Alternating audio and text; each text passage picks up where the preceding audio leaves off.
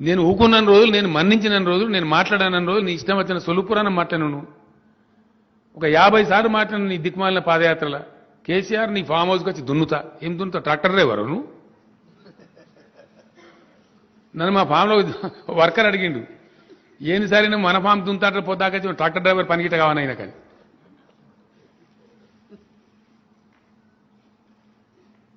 ఇప్పుడు నా farm house అని దాచిపెడతానికి మనం అగ్గిపెట్టినా అనండి, నాకు అర్థం కాదు.